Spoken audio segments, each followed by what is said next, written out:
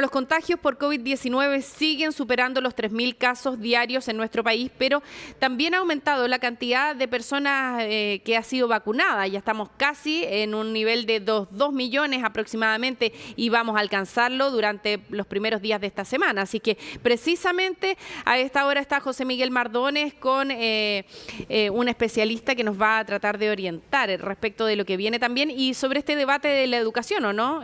José Miguel, ¿volver o no a la educación presencial?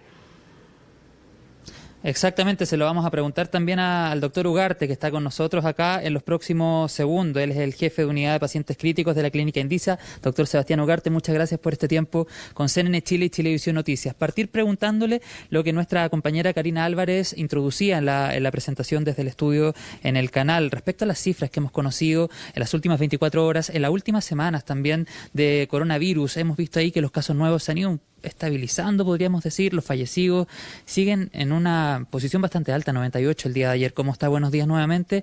¿Cuál es su visión respecto a las cifras que hemos conocido?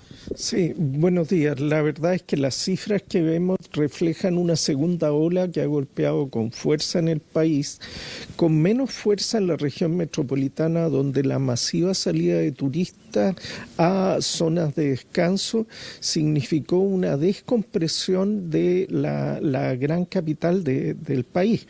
Además, esto influyó con las medidas que se tomaron antes de Navidad de restringir la movilidad en la región metropolitana. Todo eso sumado significó que tuvimos una segunda ola muy fuerte en el norte, en el sur, pero no así en la región metropolitana. Ahora, con el término de vacaciones y el regreso de la gente a sus ciudades, y entre ellos también la capital del país, va a coincidir con la llegada de las temperaturas más frías, y esto debería hacernos pensar en la posibilidad de un rebrote o tercera ola a finales de marzo o abril. Las cifras que estamos viendo de fallecidos, un poco más altas de lo que uno hubiera esperado en relación a la cantidad de casos nuevos, dice relación con que la mortalidad va un poco desfasada, va más tardío que los casos nuevos. Entonces los casos nuevos se comienzan a estabilizar, no es como para cantar victoria, pero un poco menores, pero la letalidad tiene un efecto que se nota más tarde. Entonces vemos todavía números de fallecidos muy, muy importantes. Pero usted hace una proyección, doctor, que es necesario volver a analizar y a poder conversar en este despacho, porque usted dice en el fondo que una vez las personas empiezan a llegar nuevamente a ciudades más grandes como la capital, como la región metropolitana, podríamos estar nuevamente en presencia de un rebrote, pese al proceso de vacunación que está en curso. Ahí hay varios movimientos en juego. Por un lado, los movimientos poblacionales, por otro lado, el tipo de demografía y de interacciones que se dan en cada ciudad, y por otro, el proceso de vacunación. Sin duda, la región metropolitana es nuestro Nueva York. Es el equivalente a la epidemia de Estados Unidos de lo que pasó en Nueva York. Entonces, cuando regrese la gente y junto con la llegada de las temperaturas más bajas se empieza a encerrar, a usar transporte público, el metro que tenemos en Santiago es un fenómeno que no existe en otras ciudades, el transporte público en nuestra ciudad capital concentra mucha gente. Cuando ocurra todo eso, junto con temperaturas más bajas y aglomeración de público, sin duda va a favorecer el contagio. En contra de eso es todo lo que podamos avanzar en vacunación. Mientras más avancemos, más posibilidades de empezar a reducir víctimas de esta enfermedad para los meses de marzo-abril. Y en esa línea, usted habla, doctora, ahí de marzo-abril. Sabemos que autoridades han hablado de poder volver a clases para el mes de marzo. ¿Lo ve posible? ¿Cuál es su opinión al respecto? ¿Cree que es viable? ¿Estamos en condiciones, considerando, y esto se lo digo porque también recién escuchábamos el despacho de nuestro compañero Raúl Sepúlveda, que nos contaba sobre que muchos colegios, por ejemplo, están siendo sede para el proceso de vacunación? Tantos otros colegios también son sede para las elecciones que sabemos vienen en abril. Bajo todas esas condiciones y considerando la proyección sanitaria que usted hace también recién, ¿lo ve posible, ve viable un regreso a clases para la primera semana de marzo?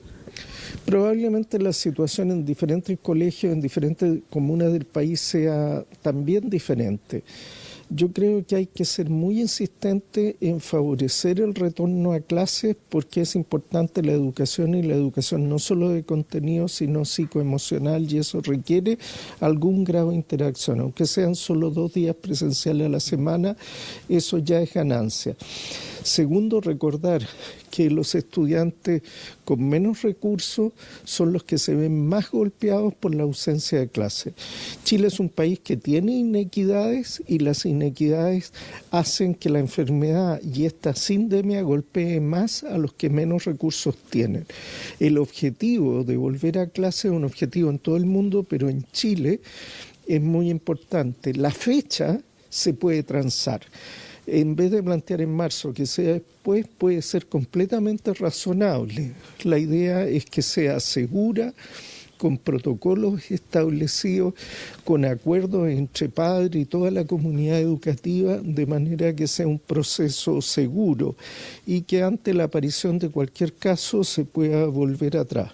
Esto mismo se ha hecho en Alemania y en otros países donde la epidemia ha golpeado muy duro. ¿Pero usted considera en el fondo que esa fecha de la primera semana de marzo o del mes de marzo en verdad se puede transar tal vez pensando a lo mejor en después de las elecciones o derechamente a mediados de abril? Si pensamos que las vacunaciones de los docentes mayores de 60 años recién comienzan el próximo lunes y se requieren 28 días para la segunda dosis, los números no dan, las fechas no dan como para tener una inmunización activa de la población de docentes, personal educativo, etcétera.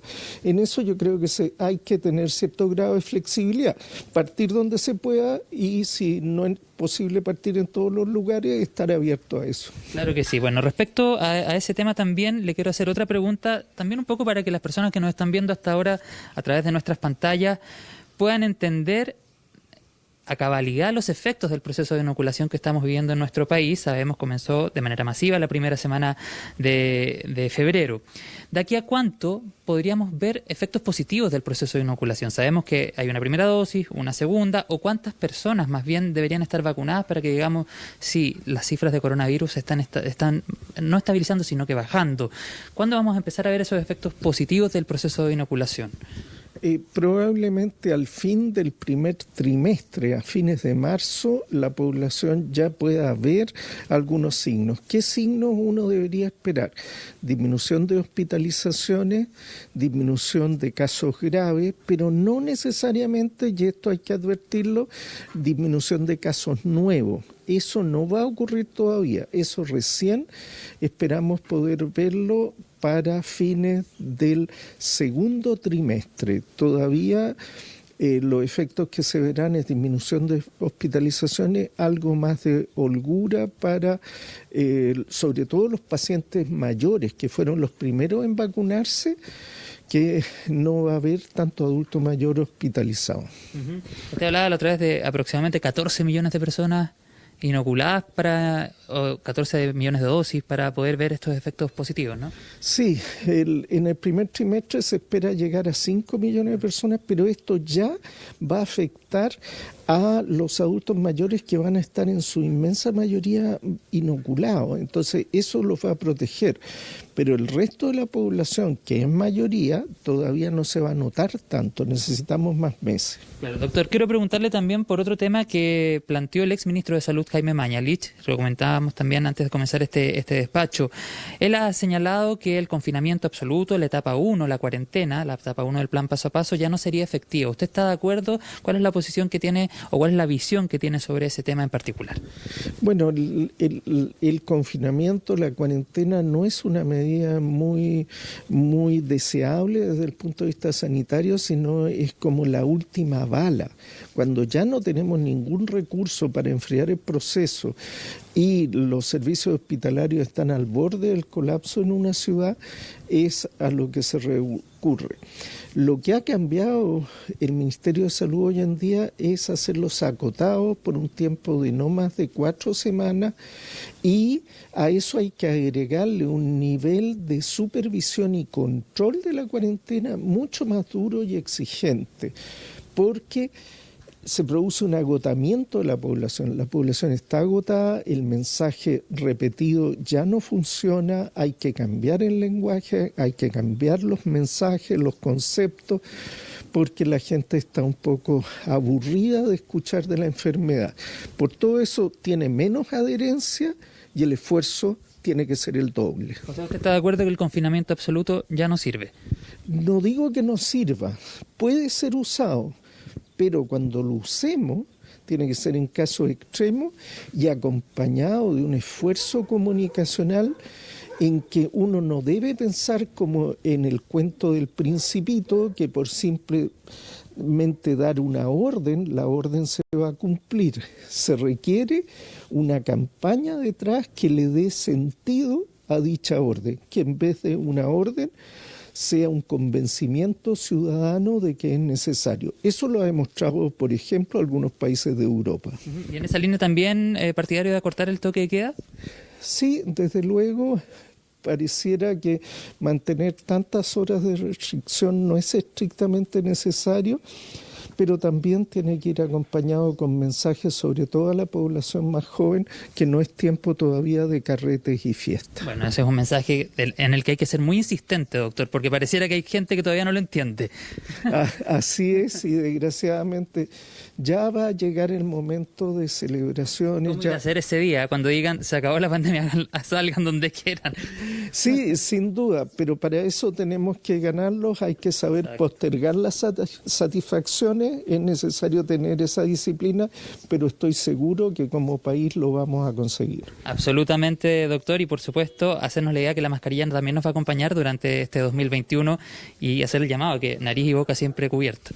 Sí, hay que mantener esa costumbre, el lavado de manos, Susana distancia, evitar los sitios cerrados y no ventilados y muy concurridos, y mantener esto todo este año, pensar que recién el próximo año vamos a poder volver a cosas que antes eran tan habituales. Exacto, y vamos a esperar ese momento, y para llegar a ese momento tenemos que seguir cuidándonos. Doctor Sebastián Ugarte, muchas gracias por este tiempo con CNN Chile y Chilevisión Noticias. Vamos a quedar muy pendientes también porque me decían por interno que ya están las cifras del día de hoy de coronavirus, así que también vamos a estar analizando eso más adelante. Y como decía el doctor, Susana a distancia, a seguir cuidándose para que podamos también dejar atrás esta pandemia lo más rápido posible con todas las medidas que ha llamado la autoridad.